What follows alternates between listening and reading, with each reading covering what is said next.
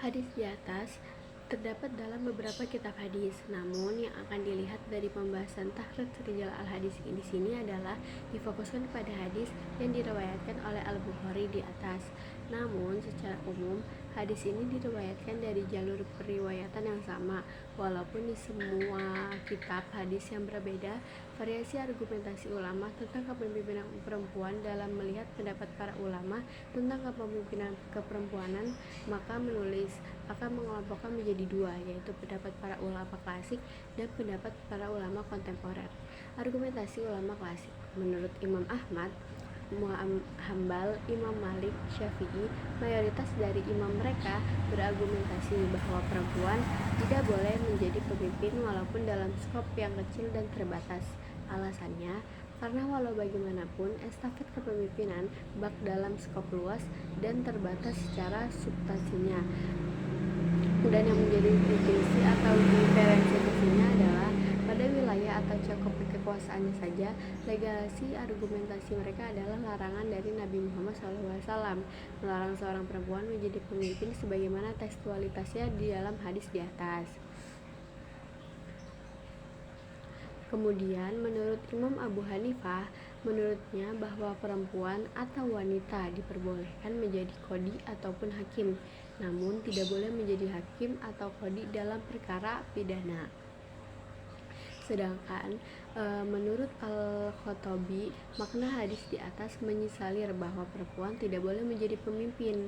Ini karena ketidakbisaan dirinya menikahkan dirinya sendiri dan tidak bisa menikahkan atau menjadi wakil atau wali nikah bagi perempuan yang lainnya.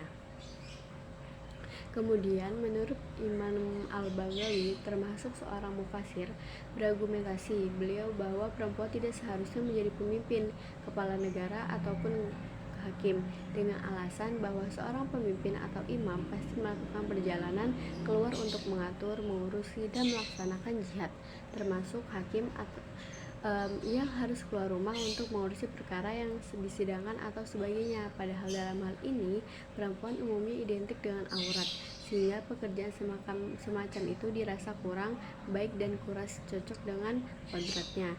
Dengan demikian, maka perempuan idealnya bekerja dalam beberapa pekerjaan saja.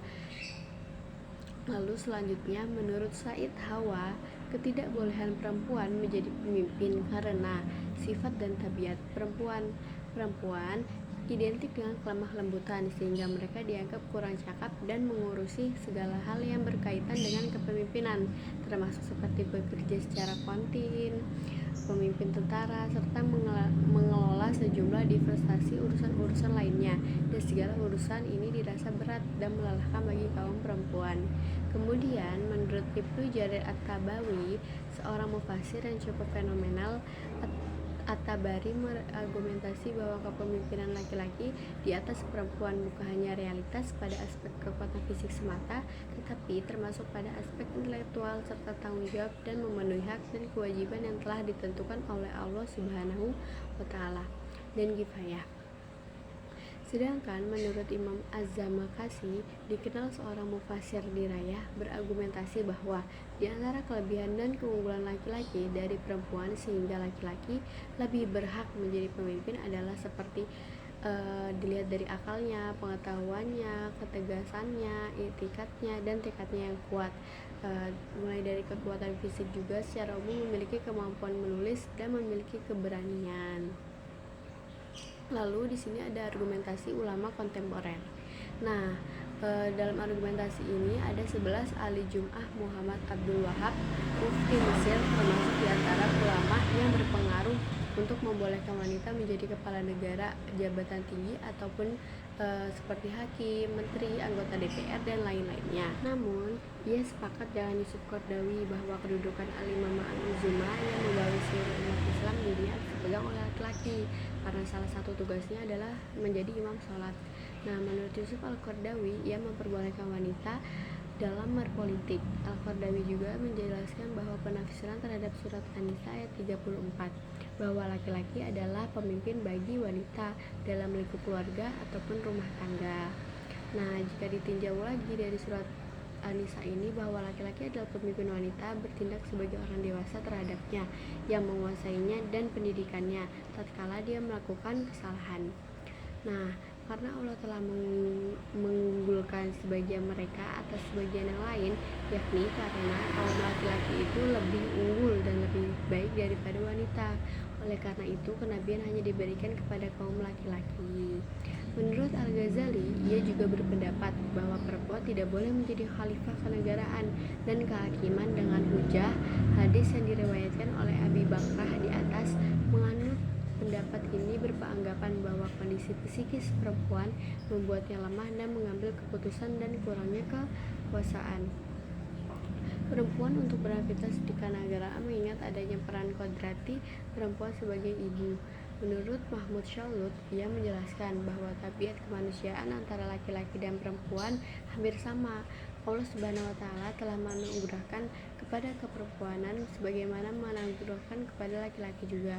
Tuhan menganugerahkan kepada mereka berdua potensi dan kemampuan untuk memikul tanggung jawab dan yang menjadikan kedua jenis ini dapat melaksanakan berbagai aktivitas baik yang bersifat umum maupun yang bersifat khusus.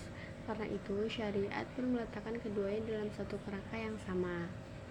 Menurut Muhammad Sayyid At-Tantawi, Syekh Al-Azhar dan Mufti Besar Mesir, ia menyatakan bahwa kepemimpinan wanita dalam posisi jabatan apapun tidak bertentangan dengan syariah, baik sebagai ulama, kepala negara, maupun posisi jabatan di bawahnya. Menurut Muhammad Quraisy Shihab, ia mengatakan bahwa keistimewaan laki-laki di sini selain karena perbedaan jenis kelamin, tetapi juga keistimewaan yang sepadan dengan adanya tanggung jawab yang harus dipenuhinya sebagai istri, yaitu nafkah. Jika kedua aspek di atas tidak terdapat dalam suami, kekuatan dan kewajiban nafkah, maka tidak ada keistimewaannya baginya, dan istri bisa saja mengambil alih kepemimpinan dalam rumah tangganya. Terlepas dari berbagai argumen di atas dan pendapat di atas, maka juga penting menimbang konteks turunnya atau hal yang melatar belakangi Nabi Muhammad SAW mengucapkan dan menuturkan hadis tersebut. Karena yang menjadi titik poin tentang kebolehan atau ketidakbolehan pemimpinan perempuan adalah berangkat dari hadis di atas. Nah, jadi apa yang bisa kita ambil dari hadis ini adalah pemahaman bahwa kepemimpinan perempuan dapat dilakukan dalam urusan politik, organisasi maupun pemerintahan. Tidak ada bedanya perempuan dan laki-laki, melainkan memimpin bukan sebab jenis kelamin namun kompetensi dan kecakapan mereka. Namun dalam kasus perwalian, imam sholat, juga keluarga, perempuan tidak dapat memimpin karena ia adalah sesuatu yang telah ditetapkan oleh syariat atau kodratnya. Nah, jalan tengahnya juga bisa diambil dari tidak ada dengan bagaimana fungsi perempuan kepala keluarga atau single parent. Benarkah dalam pembahasan tentang kepemimpinan tidak ada stigma dan stereotip yang ditimbulkan pada lelaki maupun perempuan? Diskusi ini jelas lebih rumit dan panjang dan sekedar diskusi fikih dan akidah.